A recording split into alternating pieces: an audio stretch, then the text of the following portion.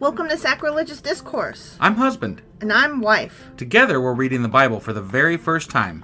We grew up without religion and wanted to know what all the fuss was about. Well, what have we learned so far? That God is a dick, and apparently some people believe in talking donkeys? We're not trying to pass ourselves off as experts. Nope, we're just reading the Bible for the first time and giving our first take reaction. If you'd like to join us in this venture, you might consider starting at episode 1. Otherwise, jump in wherever you like. All right, let's go read the Bible. Yeah, let's get to it.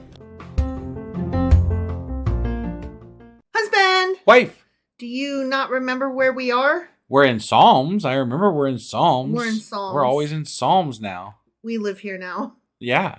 We live in Psalms. We do. Today we are covering Psalms 48, 49, and 50. All right. You ready to get into this? I am. There's no Shakespeare. So no Shakespeare? That's a letdown. Damn it. All right. Let's go do this. Okie dokie.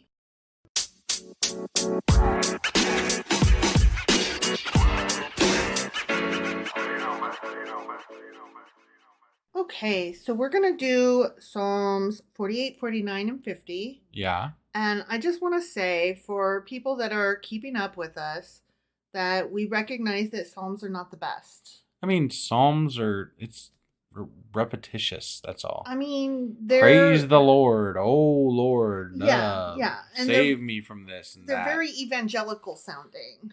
Something. Like, they're stuff that you say in church. They're fucking whiny. Yeah. A bit. But I just wanted to put it out there that let us not forget our ultimate goal is to be able to say we've read every word of the Bible and then some. Oh, yeah. So I know that you know this. Besides, we got some Shakespeare yesterday. Yeah, we did. And who knew? I didn't. Right. Did you? No. See? Yeah. So, I mean, it didn't even occur to me that he was around at the same time as King James or that the two knew each other. I mean, here's the thing. So there's so much here that people know these better than a lot of things in the Bible because they're shorter and they're memorable things to memorize, I guess. Sure. So it's lending us. I mean, this is insight. This is what these are the things people remember. Yeah. You ask them what their favorite psalm is, everybody's got an answer. Mm-hmm. Right? Yep. Most people don't even know all the chapters in the Bible, or not all the. They don't know all the books in the Bible. Right, but they'll know a psalm. Yeah. So, like I said, I just wanted to put it out there. Let us not forget. We're just trying to get through the Bible. This is what we're doing. And what I'm saying is, I think it's important that we know these because this is stuff that people actually read. These are read. These are read by people. These are things people know. Yeah, and I didn't actually understand what exactly Psalms were before we started this. Nor did I. And so when I put out the question, what's your favorite Psalm? I actually asked my parents. My dad sent me a couple of his, and that was cool. We read them already. Sure. My mom keeps sending me different verses of various Psalms. So it'll just be like this meme with one verse in it, and she'll say, "This is one of my favorite Psalms." And I'm like, that's a sentence, not a psalm. Like, it's cherry picking of cherry picking. Yeah, that's a line from a psalm. Right. That's not a psalm. Yeah. And like, I don't want to get into it with her. She doesn't really know about this little project we're doing over here, so I'm not going to be like, "Excuse me, but actually." Right. So I'm not out to correct her, but it does help me understand too that when somebody says that they have a favorite psalm, they might not actually. Right. So that's good to know too. So it's just good to keep in mind that we know more than other people. Now. But we're not completely there yet either. No. And we still have more to learn. Definitely. So I guess I'm just reminding myself as much as our listeners that this is what we're doing and this is why. Right. Don't forget. Okay. Psalm 48. Yes. A song. A songa? A psalm of the sons of Korah. No, I had to differentiate it from the word song. Okay? Because this is one of the few that it says it's a song and a psalm. Got it. Okay? Got it. And they're too close when you say them song and psalm. Yeah. For the purposes of differentiating the two terms over an audio feature, right, I had to say psalm apologies. Yeah. Okay, so a song, a psalm of the sons of Korah. Got it. Okay. Great is the Lord and most worthy of praise in the city of our God, his holy mountain. It is beautiful in its loftiness, the joy of the whole earth. Like the utmost heights of Zaphon is Mount Zion. Good old Zaphon. Zaphod Beeblebrox. The city of the great king.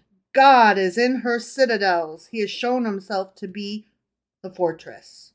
He's the fortress? He's her fortress. Okay. Sorry. I have my pronouns mixed up. He has shown himself to be her fortress. Got it. When the kings joined forces, when they advanced together, they saw her and were astounded. They fled in terror. Oh, man. Trembling seized them there, pain like that of a woman in labor. You destroyed them. I don't appreciate when men use... Right. That's why I was laughing pains. Like they don't fucking know. Yeah. I'm like, how dare? Right. How dare? If you've never gone through labor, and this goes for anybody, man, woman, in between or neither, I don't think that you can use that as a describing term. Now, I will say this. At least they're acknowledging that women go through a lot of pain for childbirth. Yeah, but that's what I mean. They're only doing it when it's convenient. Otherwise, it's, shut up, you dumb bitch. No, you don't get to fucking do that. Right. That's not yours. Yeah. You can't have that. Right. Sorry. You just can't. Okay, so pain like that of a woman in labor that I've never even had sympathy for or experienced or give a shit about. Mm-hmm. You destroyed them like ships of Tarshish. Sure. Shattered by an east wind. Yes. As we have heard, so we have seen, in the city of the Lord Almighty, in the city of our God, God makes her secure forever. Within your temple, O God, we meditate on your unfailing love. Like your name, O God, your praise reaches to the ends of the earth. Your right hand is filled with righteousness. Mount Zion rejoices. The villages of Judah are glad because of your judgments. Walk about Zion. Go around her. Count her towers. Consider well her ramparts. View her citadels. Citadels, yeah. That you may tell of them to the next generation. For this God is our God, forever and ever. He will be our guide, even to the end. Okay, yeah. So, let's get into some notes. Okay. And I will tell you right up front, I don't have extensive notes for this one. Okay. All right. So, Psalm 48 notes. The beauty and glory of Zion. Okay. Starts out, great is the Lord and greatly to be praised. This psalm is a celebration of the security of Zion. And then I was like, the fuck is a Zion anyways? We've kind of briefly touched on this before. Right. It's another name for Jerusalem. Right. The term Zion came to designate the area of Davidic Jerusalem where the fortress stood, and then also for the entire city of Jerusalem. When Solomon's temple was built on the adjacent Mount Moriah, the meanings of the term Zion were further extended to the additional meanings of the temple itself, the hill upon which the temple stood, the entire city of Jerusalem, the entire biblical land of Israel. I was going to say, I thought I had remembered them saying it was all of Israel at one point, too. And also the world to come, which, of course, is the Jewish understanding of the afterlife. So it's more like it's like the God's perfect place, and so far the world is not that. So it's just these small places on the world. Yes and no. It's the word that they use to describe this is a literary term called synechdoche. Are you familiar? It's also a place in New York, I think.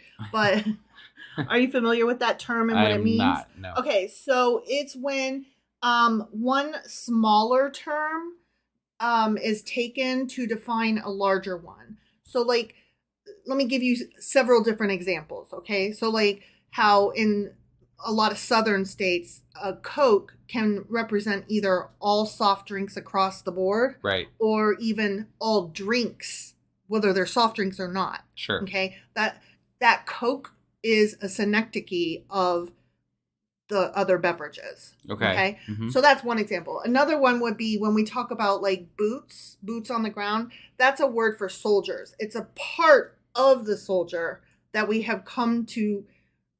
It now represents. With, yeah. Right. Another one would be how we say, the Pentagon. And what we mean by that is like the United States Defense, whatever, blah, blah, blah, government. Right. Right? Yeah. So, or if we say Downing Street, like, okay, that's obviously the UK's, what's it called? Government, yes. So, you know what I mean? Those are all synecdoches. I like to call them as like basically noun nicknames. Okay. You know what I mean? It's they took a whole and shortened it to something else. So all these different things are kind of shortened to the nickname, Zion. And it can either mean a small part, just the city, or it can mean like the entire Jewish city, country, cultural, ethnocentric life and belief system. Kind of like the Torah also represents that. The Torah can be either the first 5 books of the Bible, the Pentateuch, or it can mean the law, or it can mean all of Jewish law. Okay. You see what I mean? And it just kind of depends which. You can't understand the word alone. You have to understand it in context.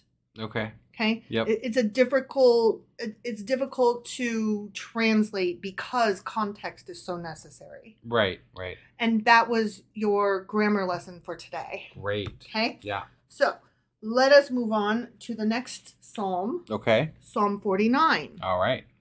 For the director of music of the sons of Korah, a psalm. Okay. Hear this, all you peoples. Listen, all who live in this world, both low and high, rich and poor alike. My mouth will speak words of wisdom. Boom. The utterance from my heart will give understanding. I'm about to say some shit and spit some facts that you're going to understand. Right. Ready? Right, yeah. Go. I will turn my ear to a proverb. We're not in the book of Proverbs. We're in Psalms. With the harp, I will expound my riddle. I thought you were going to be clear, and now we're getting riddles. The fuck? Why should I fear when evil days come, when wicked deceivers surround me, those who trust in their wealth and boast of their great riches? No man can redeem the life of another or give to God a ransom for him. The ransom for a life is costly. No payment is ever enough, that he should live on forever and not see decay. For all can see that wise men die. The foolish and the senseless alike perish and leave their wealth to others. Their tombs will remain their houses forever, their dwellings for endless generations, though they had named lands after themselves. But man, despite his riches, does not endure. He is like the beasts that perish. This is the fate of those who trust in themselves, and of their followers who approve their sayings. Selah. Like sheep, they are destined for the grave, and death will feed on them.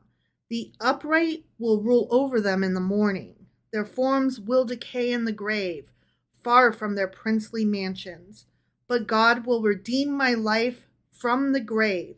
He will surely take me to himself. Selah. Do not be overawed when a man grows rich, when the splendor of his house increases, for he will take nothing with him when he dies. His splendor will not descend with him. Though while he lived he counted himself blessed, and men praise you when you prosper, he will join the generation of his fathers, who will never see the light of life. A man who has riches without understanding is like the beasts that perish. It strikes me that a lot of the Psalms that we have read spend an inordinate amount of time trashing rich people and people that have made something of themselves. Mm-hmm. And I'm not saying that they're necessarily good people, but it feels very, I don't know. It's directed at people that people are jealous of. Mm-hmm. You know, like this is not. It's not necessarily that these. I don't know. It's not a spiritual kindness that they're saying, don't worry, and you'll be okay. They'll be okay. They're saying, I know that you hate those motherfucking rich people, and why shouldn't you? Right, yeah. Like, whoa, that's kind of nasty. And that's not what I was saying either. Right. Well, I mean, it's catering to a lowbrow mentality, you know, like you don't like them, so therefore they're going to get punished, obviously. Right. And you should feel good that you're living in squalor because we'll take care of them in the afterlife. Yeah. It also keeps people in their place. Like, yes. You don't have to worry about those rich people over there. They're going to get theirs. You just stay where you're at and keep being good. Pay no attention to the man behind the curtain. Stay in your motherfucking lane. Right. Yeah. Ain't it still that way today? Well, yeah. Yeah. Very much so. Yeah. And that's how I've always kind of felt about religion. It's like, it's just kind of a, what was that pill? Soma? Yeah. To take for, what was that from? That's from Brave New World. Yeah. Aldous Huxley. It's the Soma for, biblical times. Yeah. Yeah, exactly. Or for now, if you're still religious. So right. It makes me sad because, like, there is something to be said for, greedy people are going to get theirs. Karma will catch them. Like, there is something that feels good about that statement, but not like I don't like the hate in it.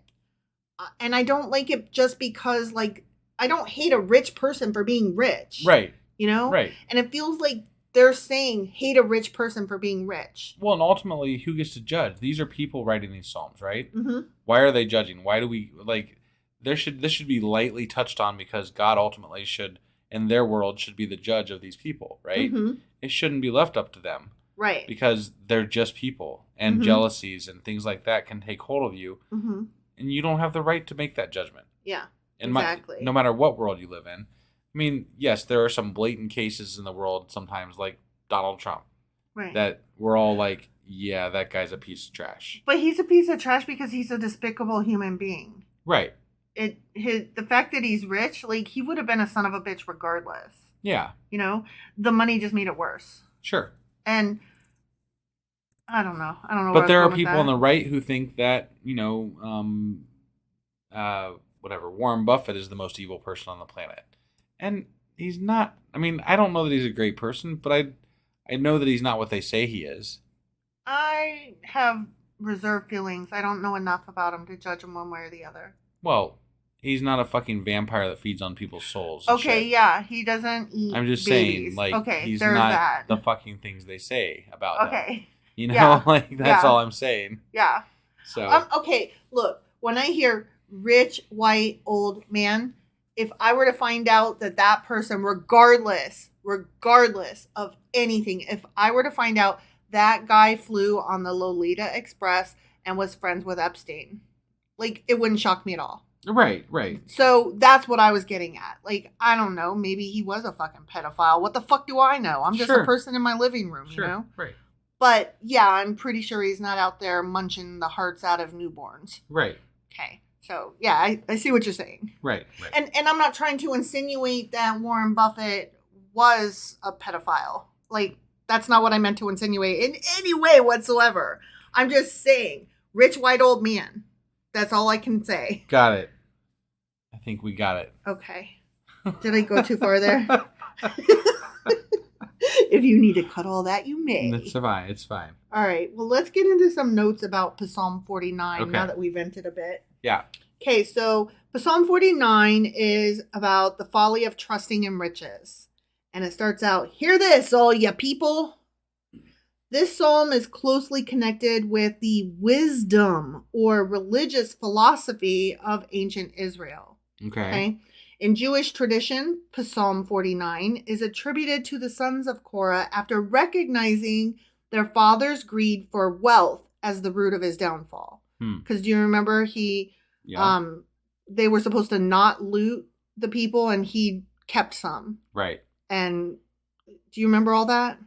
Well, that was not exactly. I remember Korah's rebellion, but and he was fighting he was a really rich person. I know that, but he led a rebellion. I thought it was against Moses and Aaron and stuff like that, and then God swallowed them up. And yeah, but it was also because they were like at war with somebody else too, and they weren't supposed to loot anybody, and dude looted and kept a little bit of it.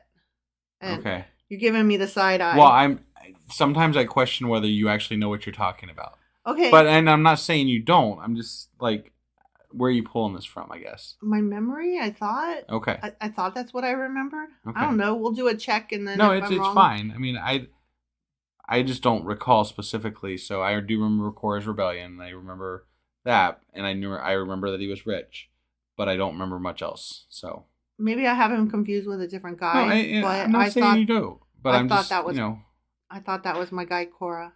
Got it, and you could be completely right. Okay. I just don't know. We will double check and come back next episode and confirm or deny. So anyway, this psalm aims to teach that the purpose of one's life on earth is to enhance your spiritual development and to prepare for the world to come, the afterlife. Right. So I don't mind the whole enhance your spiritual development while you're here. I mean, that kind of is just a difference of semantics in saying be the best you, learn how to be the best person you can be, live your best life. Sure. I'm okay with that. But it's and prepare for the world to come. That's the part I take issue with. Right. Well, and the part that I also take issue with is that you are prepared. If you're working on your spiritual development and there's people fucking you over because they're rich and powerful, and you're only living because of your afterlife, you're not living much of a life. No. I meant, okay, I'm thinking of like today, not like thousands of years ago. And I'm thinking living my best life doesn't mean being content to be poor. You know what I mean? Sure. To me, enhancing my spiritual life might mean taking up art or learning more how to do business with art. Yeah. That's what I meant. Not just accepting my lot in life and being like, oh, well, I'm supposed to be a poor ass monk. Right. That's my duty. I'm poor, so I get to be poor. And I said duty. They really like people being poor. Yeah. But that allows other people to be rich. And I bet that those rich people pay handsomely to the church so that they all get to stay the way they are. Yeah. So. Yeah. And especially they were uneducated, unable to read. And so they read these to them and were like, sure. Because God says. Right. Yep. God says. Yep. Okay. Moving on to Psalm 50. Here we go. This is a song of Asaph. Sorry, not a song, a psalm. Got it. Yeah. A psalm of Asaph. Yeah, and I took a little bit of notes about him, but whatever. Okay. Yep. The mighty one, God, the Lord, speaks and summons the earth from the rising of the sun to the place where it sets. From Zion, perfect in beauty, God shines forth. Our God comes and will not be silent. Yeah, he does. He comes and he will not be silent. Yeah, I got it. Yeah, you look confused for a second. Only because you just... Because I'm a child and you never expect it. Right. A fire devours before him, and around him a tempest rages. He summons the heavens above and the earth that he may judge his people. Gather to me, my consecrated ones, who made a covenant with me by sacrifice, and the heavens proclaim his righteousness, for God himself is judge. Selah. Hear, O my people, and I will speak, O Israel, and I will testify against you. I am God, your God. I do not rebuke you for your sacrifices or your burnt offerings, which are ever before me. I have no need of a bull from your stall or of goats from your pens. Then why do you want us doing this shit? We're going to get into this. Okay. It's a good question, though. Okay. For every animal of the forest is mine, and the cattle on 1,000 hills. I know every bird in the mountains, and the creatures of the field are mine. If I were hungry, I would not tell you, for the world is mine and all that is in it. Okay. Do I eat the flesh of bulls or drink the blood of goats? Sacrifice thank offerings to God fulfill your vows to the Most High, and call upon me in the day of trouble. I will deliver you, and you will honor me. Okay. You look really confused. Well, because he's saying, I don't need this shit. Right. So we're going to get into that, though. I mean, I'm assuming it's just like a show of how much devotion you have to get rid of these things that you prize or whatever, but... Not really. No, okay. It's not that. But you're right to question. Okay. But to the wicked, God says, what right have you to recite my laws or take my covenant on your lips? You hate my instruction and cast my words behind you, not before you. Cast them behind you. Yeah, God's awfully wordy in this psalm. He's saying a lot of shit. Mm-hmm. When you see a thief, you join with him. You throw in your lot with adulterers. You use your mouth for evil and harness your tongue to deceit. That sounds like that one video of that one lady. You should. Oh yeah. You should maybe put a clip of her here. Insert clip now. Right. Yeah, she's like, your tongue is a weapon or some shit like that. You speak continually against your brother and slander your own mother's son. These things you have done, and I kept silent. You thought I was altogether like you. But I will rebuke you and accuse you to your motherfucking face. Consider this, you who forget God, or I will tear you to pieces with none to rescue. He who sacrifices thank offerings honors me, and he prepares the way so that I may show him the salvation of God. Okay, I gotta say something before we get into notes. Okay. It always strikes me how funny it is that they're like, you should be scared of this thing. And then non-believers are like, I don't believe in it, so I can't be scared. And they're like, but it says on page 3 that you should be. And it's like, but I don't care though. Right. I still don't believe. I can't be scared. And they're like, ooh, but on page 5, you just wait till page 5. And it's like, still don't believe. And they're like, you're gonna burn. And it's like, I'm still not scared though. Right. Like, your or else is not scary to me. Yeah. You know, reading me God's like, be scared of me, you who don't believe in me. And I'm like, I can't be scared of you if I don't believe in you, sweetheart. Right. I'm sorry, baby. Yeah. Yeah. Okay, so Psalm 5 notes. Okay. God is the judge. Okay. Yeah. And it starts out, the mighty God, even the Lord hath spoken. Yeah. Okay. So let's not forget, this was a psalm of Asaph, right? The fuck is an Asaph, right?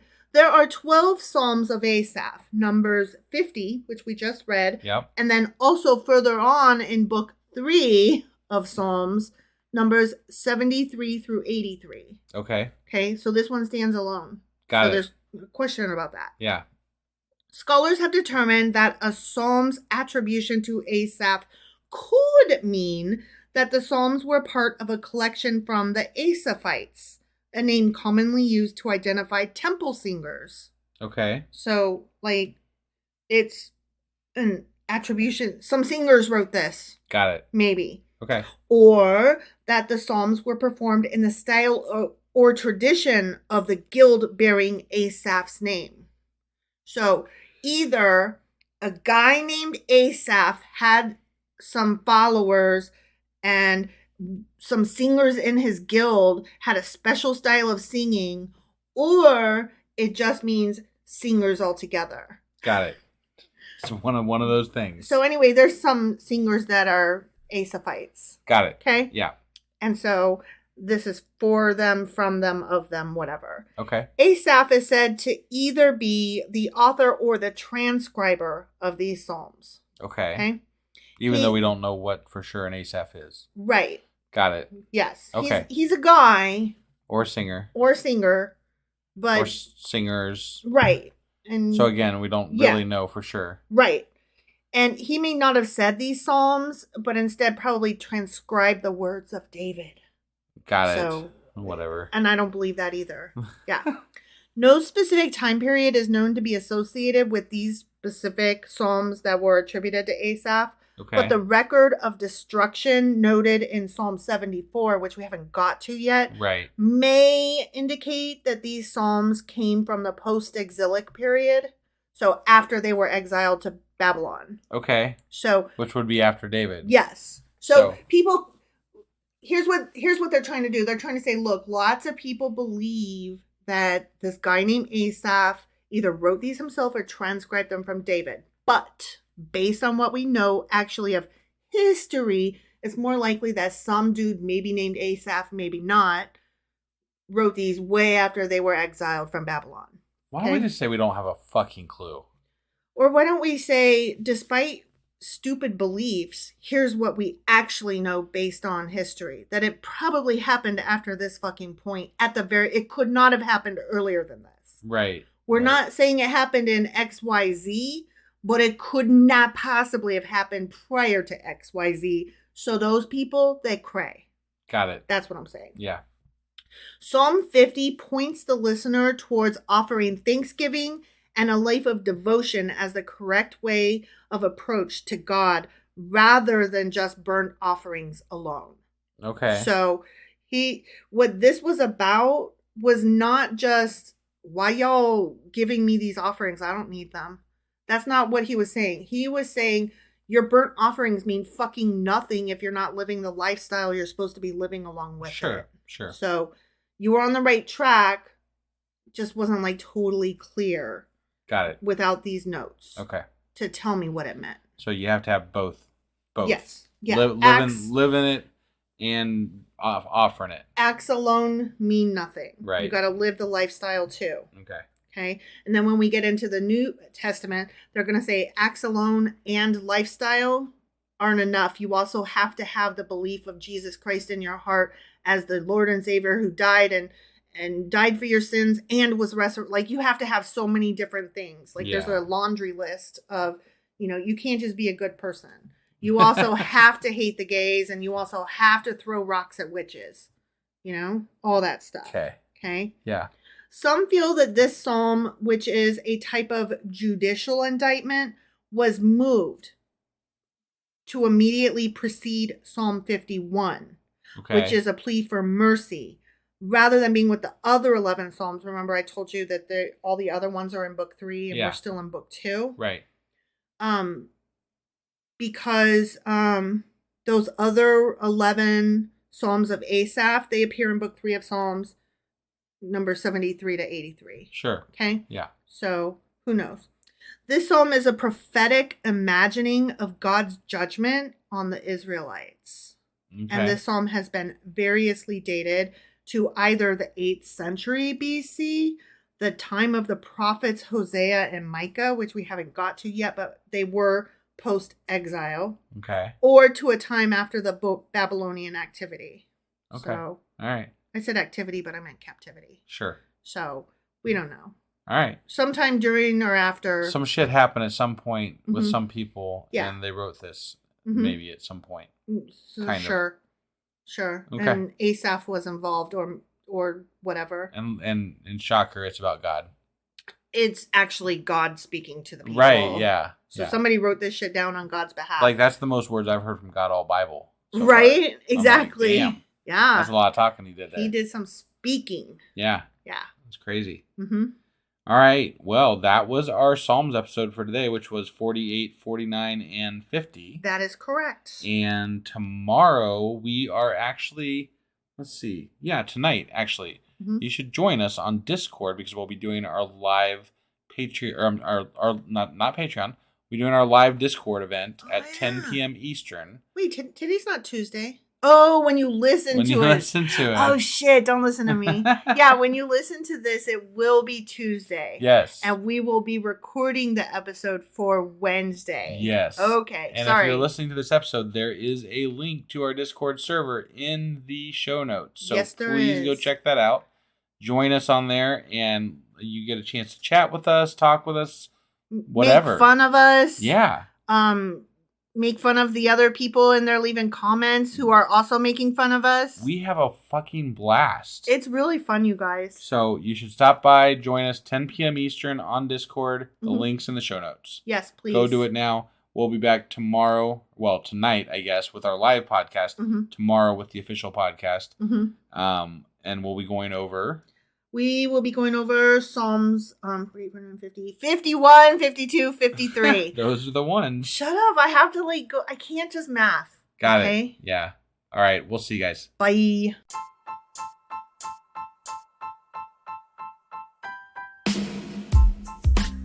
Hey, wife. I guess that's the end? But husband, that's just sad. It doesn't have to be. We are on lots of social media platforms like Twitter. Our handle there is sacrilegious_D. For D's nuts. Oh my God. Stop doing that. Anyway, we're also on Facebook, Instagram, and Pinterest. There's a link to all of our social media sites at our website. Ooh, we have a website? Yeah, it's sacrilegiousdiscourse.com, where you can also find a link to our merch shop. We have a merch shop? Yep, we have podcast-themed clothing, mugs, notebooks, and more, as well as an atheist and science-themed products. Wow, our fans should really go check that out right now. Definitely. They can get in touch with us by sending an email to sacrilegiousdiscourse@gmail.com. But before they do that, we could really use some help. Oh yeah? With what? Well, it's not free running the podcast, and we need some financial support in order to get better equipment, which will free up time so we can concentrate on our podcast and our fans. Okay, so what should they do? Head over to patreon.com/sacrilegiousdiscourse and sign up as a contributor on our podcast. Supporters there receive additional bi-weekly episodes that we record just for our Patreon members for as little as $2 a month. Also, we'd really appreciate it if you would like and subscribe on whatever platform you're using. And Apple Podcast reviews help us out tremendously.